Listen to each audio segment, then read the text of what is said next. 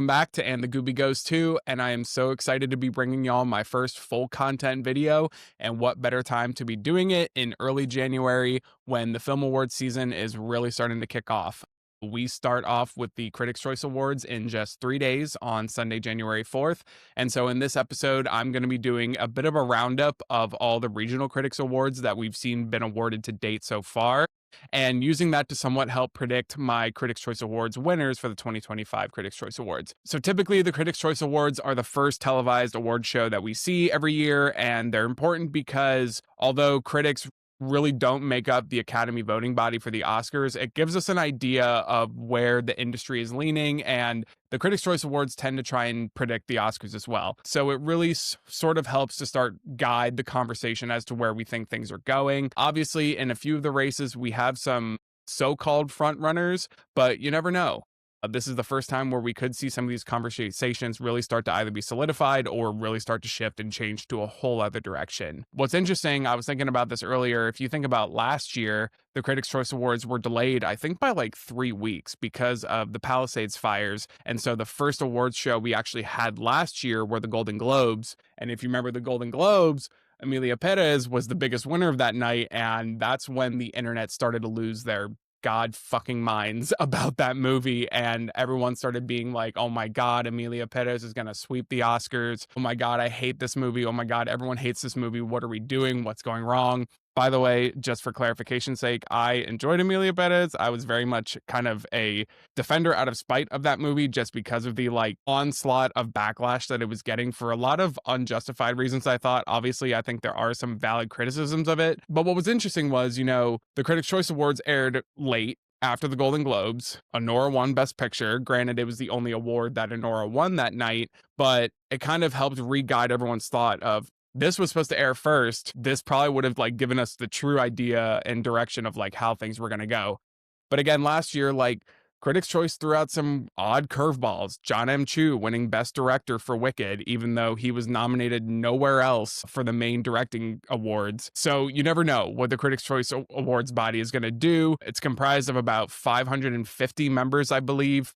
So again, you have to kind of take their votes and their awards with a grain of salt, but they're trying to predict it. They're trying to show everyone where the Oscars are heading. So it is an exciting awards ceremony. So in this video, I'm going to use my, how do I call it, black hole of a spreadsheet to show y'all how I've been calculating everything so far and give an idea of where I think things are going, where I think the regional critics might be off base as opposed to how the Critics' Choice Awards body is going to go.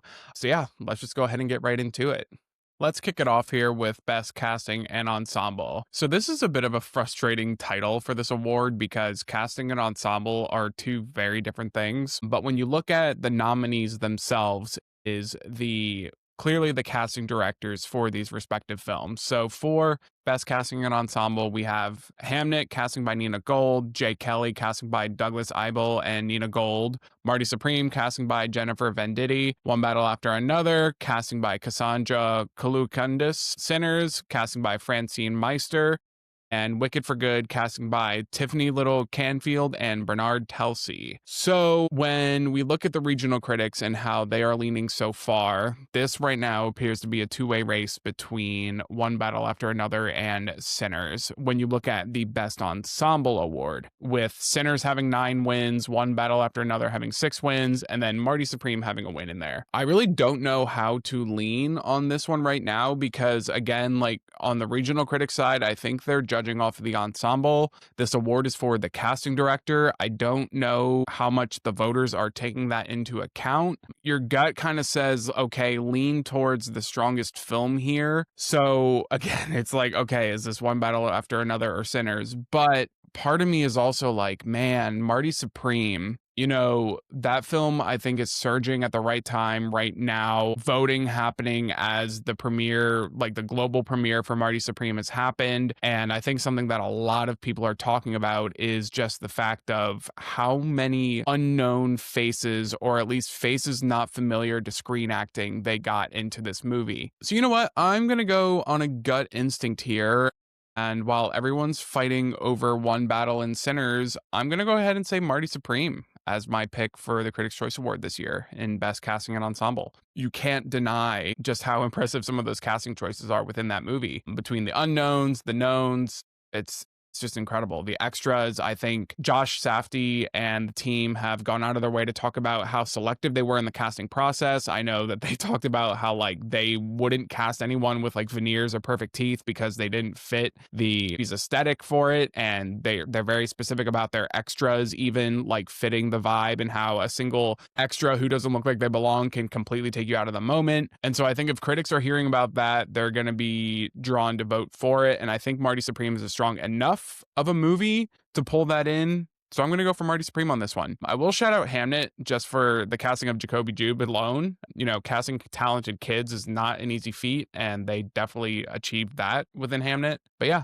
so for this one, I'm going to go ahead and say Marty Supreme. Next up, Best Sound. So the nominees are F1, Frankenstein, One Battle After Another, Sinners, Seurat, and Warfare. So interestingly, most of the regional critics groups typically don't vote for Best Sound. They sometimes don't vote in a few of the craft categories like sound, hair and makeup, sometimes even like production design and costume design. I personally think that's them trying to be respectful of the craft and say, we maybe don't have the qualifications to vote for what's best here, so we'll leave that for the guilds and for the larger awards bodies to do. But for Best Sound, we've gotten a couple very recently, two to be exact, and both of the winners were for Warf. I know a lot of people are fired up that Warfare has kind of been overlooked overall within the awards conversation. Something to note here, F1, Frankenstein, One Battle, Sinners, and Seurat were all shortlisted for Best Sound at the Oscars. Warfare was not. So you could look at that and say, okay, are some of these critics groups retaliating in a way and trying to award Warfare where they can, since it's not going to be able to be awarded anywhere else? I don't know. But within the grand scheme of this, for the Critics' Choice Award specifically, I'm leaning somewhat towards either F1 or Sinners. F1 probably like for the sound effects side, and then Sinners for the sound design side. And you could look at it either way, like is F1 strong enough to start pulling some wins, even though it's really not going to show up above the line anywhere at, you know, the Oscars or the other larger awards bodies, whereas Sinners is a Best Picture frontrunner and is likely to garner well into the double digits of Oscar nominations. Something else that pushes Sinners somewhat over the edge for me is the fact that it's very likely to win score, and I think that really goes hand in hand, the music overall being such a huge player within Sinners. Let's see, I'm curious about something to see how often sound and score overlap at the Critics' Choice Awards. So let's see. I'm going to take forever here, but I know I'm going to edit this out. Okay, actually, something very important that I kind of forgot about. Sound is making a return as a category at the Critics' Choice Awards this year. They had it from 2009 to 2011, and then it went away until this year. So the only winners of Best Sound at the Critics' Choice Awards we have on record are Avatar for 2009, Inception for 2010, and Harry Potter and the Deathly Hallows Part 2 for 2011. So not much to work with there. Let's see.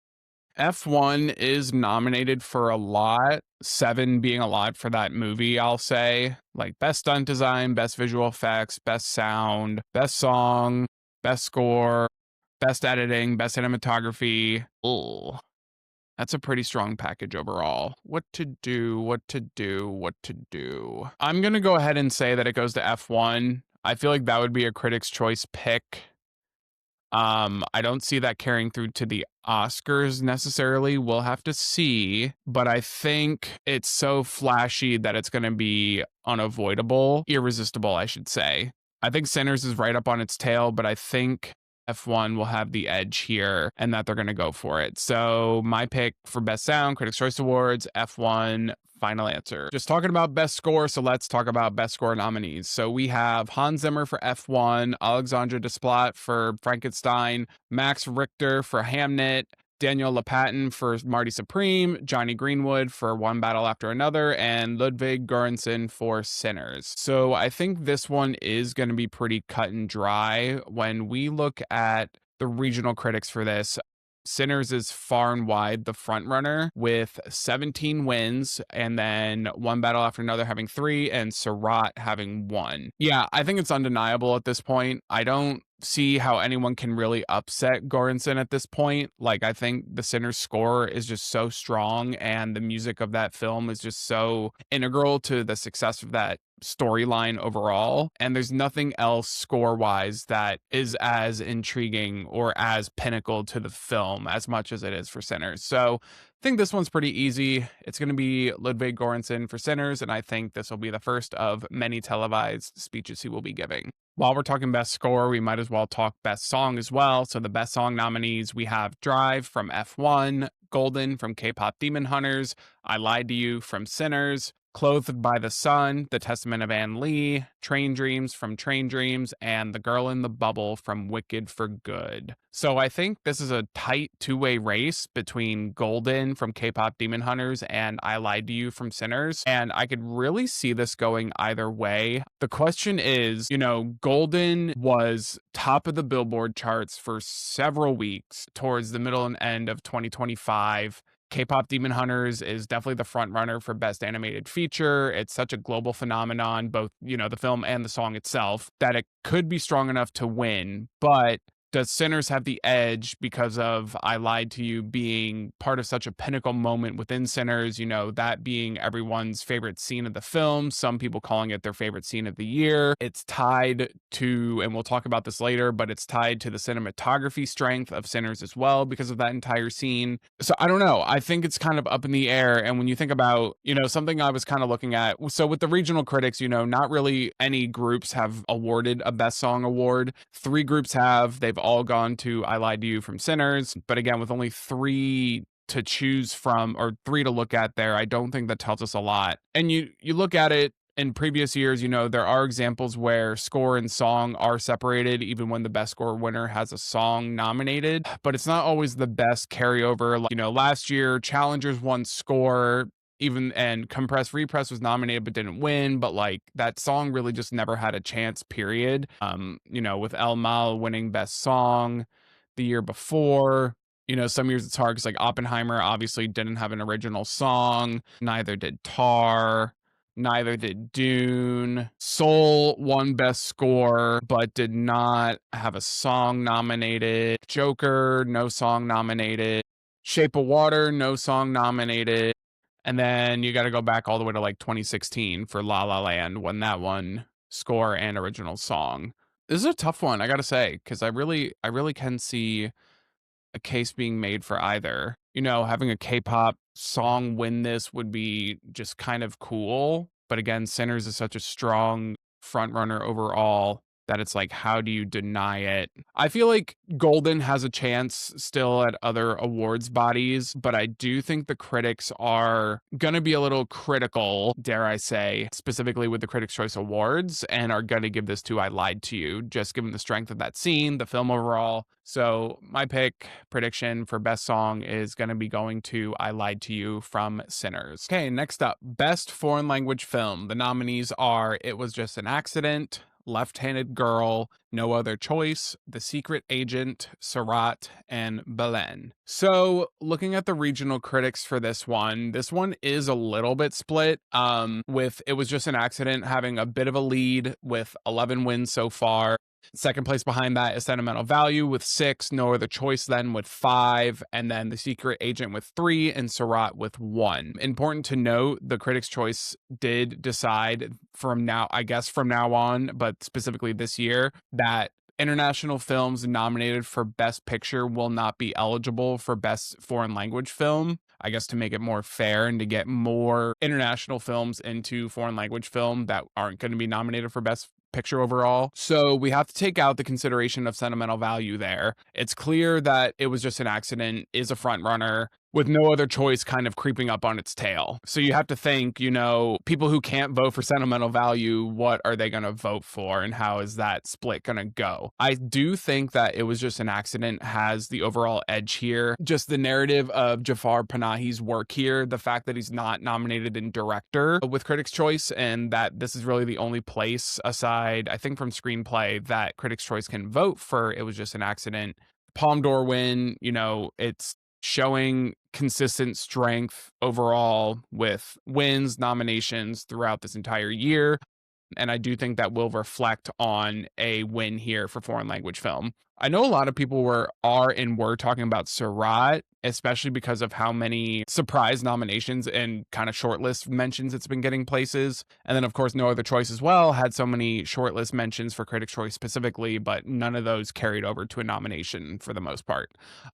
Yeah, my final prediction here is going to be that it was just an accident wins Best Foreign Language Film. Okay, let's do what I think is a pretty easy category here, Best Animated Feature. So the nominees are Arco, Elio, In Your Dreams, K-Pop Demon Hunters, Little Amelie or the Character of Rain, and Zootopia 2.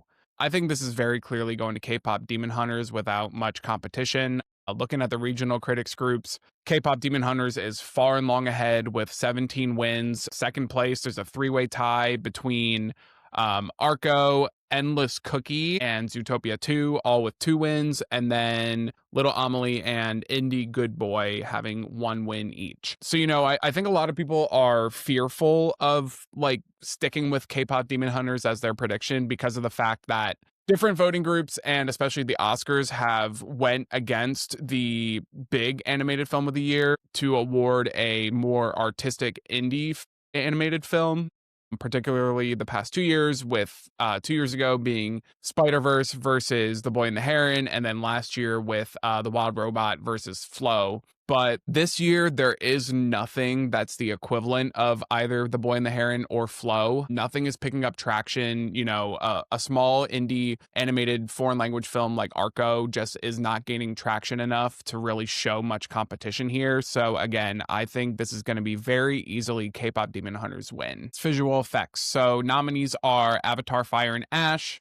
F1, Frankenstein, Mission Impossible, The Final Reckoning, Sinners, and Superman. So I think the obvious choice to a lot of people is going to be Avatar Fire and Ash. Now, with the regional critics groups, they're the front runner. Again, visual effects is one that the regional groups don't vote on very much. So Avatar Fire and Ash far and ahead with 5 wins, and then Sinners having a random win in there too. I would be on the lookout for Sinners a little bit, just considering the fact that Avatar Fire and Ash might be so weak, especially given the fact that this is its only nomination at Critics' Choice. Granted, there was the whole drama about, there was no time for critics to see it and time to vote for it. And, it could end up doing better at the Oscars, but who knows? It did miss some significant shortlist items too, like cinematography. So I am going to predict Avatar Fire and Ash at this point, just because it feels undeniable given, the strength of the first 2 winning, and then it would only make sense for this one to win too. But I'd be on the lookout for a sneak wildcard win from Sinners. I think if that movie proves to be incredibly strong in all aspects,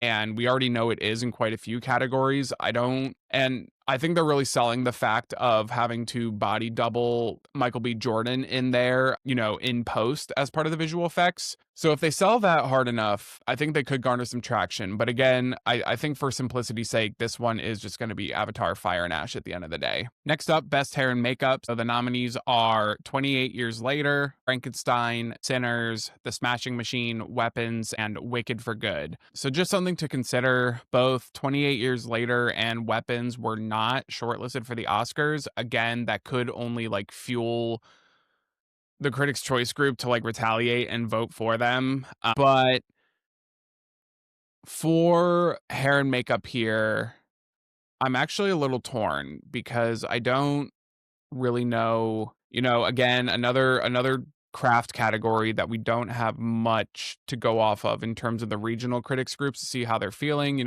Frankenstein's got to win, and that's literally it. So I do think Frankenstein is the front runner here. I am going to predict that as the winner on top of a couple other categories that we'll get to later on. But I think, a Guillermo del Toro film with so much craft behind it and everyone looking as incredible as they do in that film, I do think Frankenstein is going to take this one. Wicked for Good, we also have the MUA nominations, the Makeup and Hair Guild, and a lot of these did quite well. Frankenstein did well, Wicked did well, Weapons did well. I think if it weren't for the fact of this being Wicked's second time around here, it would have a better shot and be more competitive for the win, especially, I think the makeup in Wicked for Good is more impressive than in Wicked Part 1, because of the Tin Man and Scarecrow and just a lot of the different character transition elements that take place in the second film. But I do think with this group and kind of overall, there is some fatigue with Wicked overall, where I don't think it's as strong as it could or should be in this category. So yeah, again, I'm just gonna say it's gonna be Frankenstein at this point, but a wild card I would say is maybe Weapons. I feel like if any group was gonna go for it, it would be the Critics' Choice Awards, and again, it could be like a slight retaliation vote because of the fact that it wasn't shortlisted for the Oscars. So, but overall, my prediction is Frankenstein for this one. Best costume design. The nominees are Frankenstein, Hedda, Hamnet, Kiss of the Spider Woman, Sinners, and Wicked for Good. So, regional critics wise, again, not too much to work off of. We got Frankenstein with 4 wins, Sinners with 1 win, and The Testament of Anne Lee with 1 win. What I said about the Wicked fatigue, I honestly do think that Paul Tazwell is strong enough to overcome that, and I think he's really the only exception. I think he was such a strong campaigner last year for Part 1, and I think he's been such a strong campaigner for Wicked for Good this year that although it would be wiser to just predict the sweep for Frankenstein in costume, hair and makeup, production design, I think Wicked for Good might have the edge here just because I don't know if the costume, I think of the 3 craft categories there, I think costume is the weakest for Frankenstein, and I do think Wicked could overcome that. I would be low on the lookout for Sinners maybe as a potential wild card upset, just again depending on how much Sinners can potentially win on Sunday. But yeah, I'm gonna go a little left field here, and I'm gonna say that Paul Tazwell takes it again for Wicked for Good. Next up, best editing. The nominees are A House of Dynamite, F1, Marty Supreme, One Battle After Another, The Perfect Neighbor, and Sinners. So looking at the regional critics group, One Battle After Another is in the lead here with 7 wins, and then we've got F1 behind that with 3, and then Marty Supreme and Sinners tied with 2. This one's kind of tricky. At the end of the day, I'm going to predict One Battle After Another for this one. I think being able to sell, the fact that this 2-hour and 40-minute movie moves so quickly and just does not feel that length whatsoever really helps its case. And with it being the best picture frontrunner, I think editing ties well with that. I would be on the lookout for Marty Supreme here. I think, again, like I said earlier, with casting, I think Marty Supreme is starting to hit a surge and is getting the critic support to do so as well. And I think of all the above the line categories, obviously aside from Timmy, that the editing is what stands out the most. It's that thing that makes you feel so pent up and anxious the entire time. That's hugely and mostly in part due to the editing of the film. So I'm going to predict One Battle After Another here, but I would be on the lookout for Marty Supreme as well. On to production design now. The nominees are The Fantastic Four, First Steps, Frankenstein, Hamnet, Marty Supreme, Sinners, and Wicked for Good. So I kind of alluded to it, but I do think Frankenstein is going to be the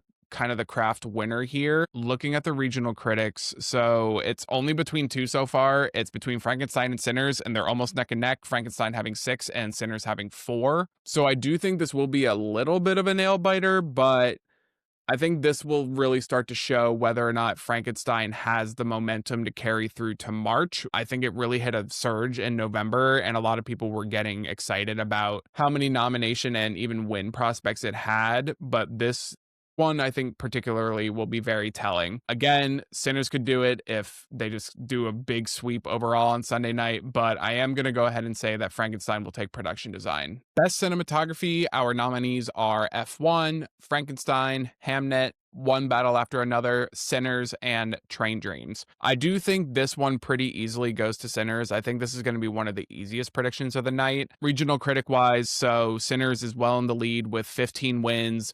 Behind that is One Battle with 6, and then behind that is Train Dreams with 4. I think Train Dreams is kind of the hope diction here. We'll have to see if it can even carry through to a nomination at the Oscars or not, but I don't think it's got enough passion to overcome the strength of Sinners. And like I said earlier, the strongest scene in Sinners strongly relies on its cinematography and the song that's going on in that scene. So again, the moment that a lot of people are going to be thinking about with regards to Sinners overall as a film is a giant showcase of its cinematography, especially with that oneer shot. Aside from that, the different formats it was filmed on and screened to, everyone talking about back when it was screening in the fall, like all the formats you had to go see it in. I think this is a pretty easily a Sinners win in the bag for cinematography. Okay, adapted screenplay nominees: One Battle After Another, Train Dreams, No Other Choice, Frankenstein, Begonia, and Hamnet.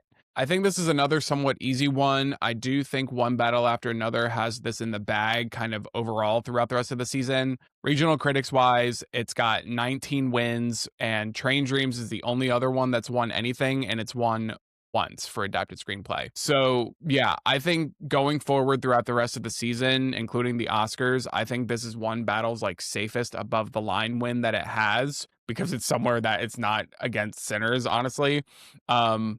And I just don't think that any other film here is going to have enough passion and momentum to overcome the strength of One Battle After Another. So prediction, adapted screenplay, One Battle After Another. Congratulations, Paul Thomas Anderson. Adapted screenplay, we go into original screenplay. So the nominees are Jay Kelly, Marty Supreme, Sinners, Weapons, Sorry Baby, and Sentimental Value. So I do think this will be an interesting race to the Oscars. I do think Sinners is going to win it here at Critics' Choice. Looking at the regional critics, this is much more jumbled-ish than adapted screenplay, but Sinners still has a very strong lead at 12 wins. Behind that is It Was Just an Accident with 4 wins, which isn't even nominated here. And then we've got Weapons and Marty Supreme with 2 wins, and then Blue Moon and Sentimental Value each with 1 win. So again, I don't think for Critics' Choice anything can overcome Sinners, but if it were me, I'd want to see Sorry Baby win here so bad. I would be so thrilled if CCA went through with that as a way to like propel Ava Victor to that Oscar nomination at least,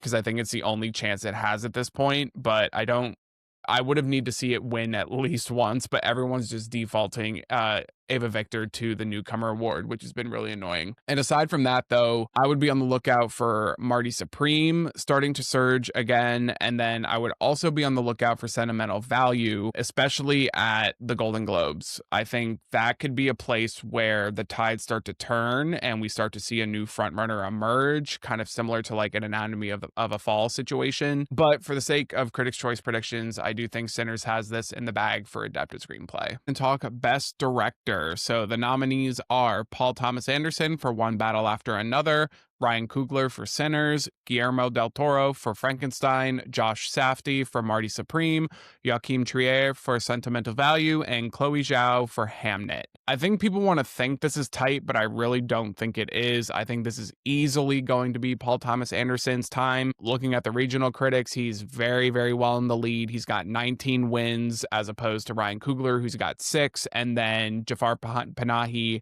the only other winner so far with 2 wins, and Jafar Panahi is not even nominated here. So again, I don't know. I don't think this is going to be much of a race leading up to the Oscars. I'll be honest and give my kind of hot take prediction right now. I think Ryan Coogler is going to get snubbed for the Oscar nomination, and that's going to be a whole conversation of itself when we get there. But aside from that, I don't see anybody giving him a run for his money. This is his time. This is his magnum opus film. And I think if we're trying to create a different narrative, we're just doing it for the sake of being silly at this point. So I think Paul Thomas Anderson, I think he's going to be getting on stage for this Best Director win for sure. Moving into the acting categories and starting off with Best Supporting Actress, we have Elle Fanning for Sentimental Value, Ariana Grande for Wicked for Good, Inga Ibsdottir Lilias for Sentimental Value, Amy Madigan for Weapons, Wunmi Masaku for Sinners, and Teyana Taylor for One Battle After Another. So this is interesting. Amy Madigan is definitely leading the pack in terms of regional critics. She's got 14 wins right now.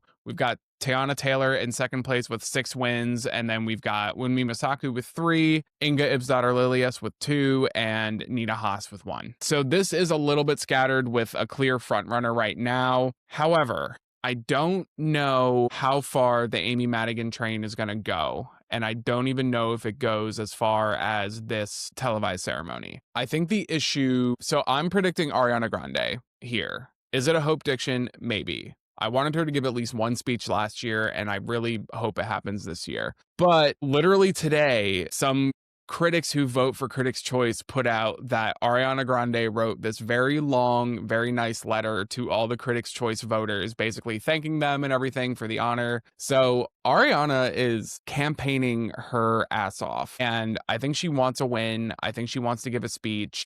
And I think the Critics' Choice may go for it. Obviously, she hasn't won any of the regional critics groups, but the issue is she won like so many of them last year. And so let alone like not even being nominated. Of course, she's not going to win because these critics groups aren't going to go for something like that where they're going to award the same person 2 years in a row for the same role within two different films. It just doesn't make sense. They're going to want to propel somebody different from a different film, from a stronger film, arguably. However, I think the fact that she didn't win CCA last year gives her strength for the win this year. And I think the fact that she has consistently been noted as the most successful part of Wicked for Good helps her case as well. I think that her very successful appearance on SNL a few weeks ago is very convenient for the fact that that aired, right before or during the Critics' Choice voting period.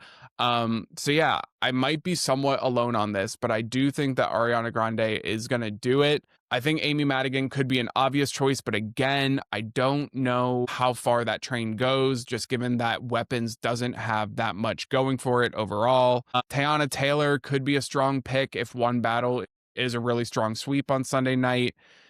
Inga Ibsdottir Lilius has been noted as like the favorite performance of Sentimental Value, and it depends on how much, the voting bodies like that film. Wunmi Masaku, voting bodies have been trying to push her. I don't know. This is kind of up in the air, but again, I'm going to go out on maybe a bit of a limb here and say that I think Ariana Grande is going to be given a speech on Sunday night. Supporting actor, the nominees are Benicio del Toro for One Battle After Another, Jacob Elordi for Frankenstein, Paul Mescal for Hamnet, Sean Penn for One Battle After Another, Adam Sandler for Jay Kelly, and Stellan Skarsgård for Sentimental Value. So I'm perhaps even more torn on this one than I am for supporting actress. So looking at the regional groups, the One Battle boys are very much in the lead.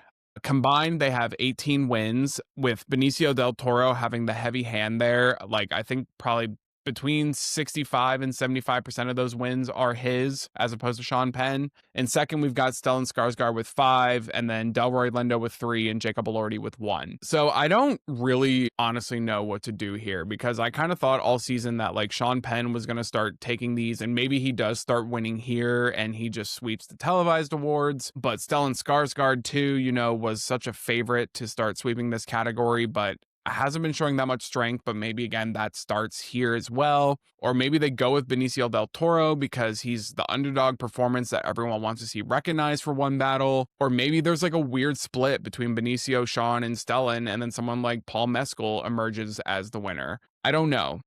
I think for the sake of Critics' Choice, I'm going to say that Benicio del Toro wins this one. I think Stellan will definitely probably win the Golden Globe, but I'm going to call Benicio on this one for supporting actor at the Critics' Choice Awards, but we'll see how that goes. Talk about a doozy of a category. We've got Best Actress. The nominees are Jessie Buckley for Hamnet, Rose Byrne for If I Had Legs I'd Kick You, Chase Infinity for One Battle After Another, Renate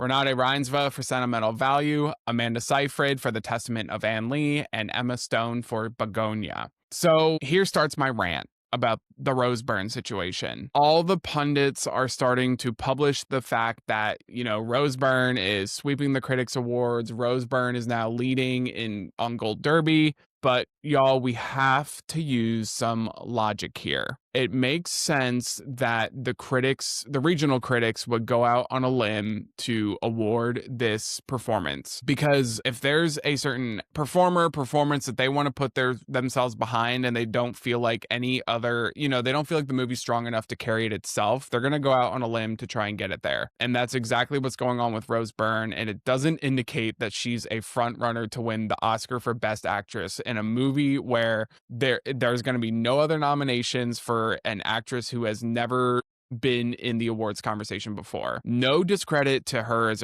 an actress for this performance whatsoever, but we'd have to think a little bit, because the way I see people running away with this right now is just kind of baffling. Looking at the regional critics, it's like a split right now. So Jessie Buckley is technically in the lead with 13 wins, and then Rose Byrne is right behind her with 12, and then we've got Amanda Seyfried in there with 1 win as well. So it appears to be the Jessie Rose battle at this point. But again, what if the critics' choice is a body that's going to try and predict the Oscars? What are they going to try to do? Like last year, people are trying to compare this with like Demi Moore and The Substance, but that makes no sense because The Substance was a film that was nominated for Best Picture and Best Director. So you cannot compare that to this whatsoever. Do I see a world where Rose Byrne wins here and that's the end of the road of her wins? Sure. But I think this could be the end of the road as well. I don't know. I am going to predict that Jessie Buckley takes this one. I don't think it's not like she's been awarded a ton before for previous work. This is really her first time in the conversation as a potential winner. And I think people are going to be so drawn to that performance. Hamnet is a stronger film than If I Had Legs, I'd Kick You. And, the word of mouth has always just been that performance is the performance of the year. So I am going to predict Jessie Buckley for Hamnet winning Best Actress here. I may eat my words on the Rose Byrne situation. I don't know. We've got a lot of time and a lot of shit that can still happen between now and Oscar nominations at the end of January. Who knows? Maybe there's a split here and Chase Infinity wins. I don't know. But again, I'm going to go ahead and play what I think is safe and say that Jessie Buckley's going to take this one. Running out the acting categories, we'll go into Best Actor. The nominees are Timothée Chalamet for Marty Supreme, Leonardo DiCaprio for One Battle After Another, Joel Edgerton for Train Dreams, Ethan Hawke for Blue Moon, Michael B. Jordan for Sinners, and Wagner Moura for The Secret Agent. I feel more confident on this one than actress that Timothée Chalamet is going to take this one. Although when you look at the regional critics split here, it is pretty damn divided. I think the most divided of any category. Timothy's in the lead with 9 wins right now. And it's important to note that he's been winning more recently, like since Marty Supreme has debuted, whereas Leo was really taking them in the beginning. So we've got Timothée in the lead with 9. We've got a 3-way tie for second with Ethan Hawke, Leonardo DiCaprio, and Michael B. Jordan at 5 wins. Then we got Wagner Moura with 2 wins and Sopa Dirisu with 1. So again, I think the strength of Marty Supreme right now, I think the campaign that Timothée is running, I think just the timing of it works out really well, where Timothée Chalamet is my prediction to win here. If there is an upset, I actually don't think it's Leonardo. I think Ethan Hawke could be the surprise wild card here, just because there is still so much chatter around that performance. But with the movie being as weak as it is, I mean, granted, it got a Golden Globe nomination for Best Musical or Comedy. I do still think that Timothée is the strong frontrunner here and is ultimately my prediction for Best Actor. Hey, y'all, we are in the home stretch here with Best Picture. The nominees are Begonia, Frankenstein, Hamnet, Jay Kelly, Marty Supreme, One Battle After Another, Sentimental Value, Sinners, Train Dreams, and Wicked for Good. So yes, I think with everything we went through, you would look at it and say this is the One Battle versus Sinners battle. But I do think One Battle After Another is going to be the ultimate winner here. Looking at the regional critics. So first of all, regional critics, they've only awarded 2 films Best Fucking Picture this year. It's either One Battle After Another or Sinners. So One Battle After Another, well in the lead with 21 wins versus Sinners 5. I do think the film is so strong, had so much critical appeal, has maintained popularity, has stayed in the conversation so much that it will be the ultimate winner here. I guess if they wanted to really try and propel Sinners to the word of mouth to go through the rest of the season, they could award Sinners again.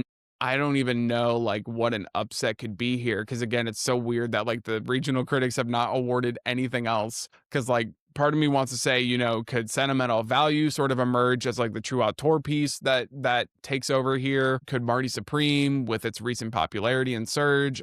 But I don't. There's just no chance there. I would just be making shit up for the sake of making shit up at that point.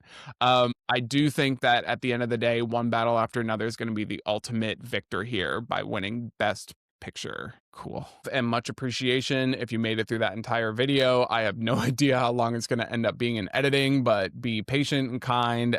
This is my first full feature that I'm doing, and I promise I will learn and do better in the future, but I am going to go edit and get some goddamn Taco Bell in my gullet and get to sleep. But thank you for viewing. Please like and subscribe. Super excited to have this shared out into the world. Please comment. Let's have some conversations, and stay tuned for my ultimate reactions video that will come sometime next week. But in the meantime, get ready for the Critics' Choice Awards airing Sunday evening, January 4th, hosted by Chelsea Handler. And let's have a great time and see how this awards race starts to take off. All right. See y'all later.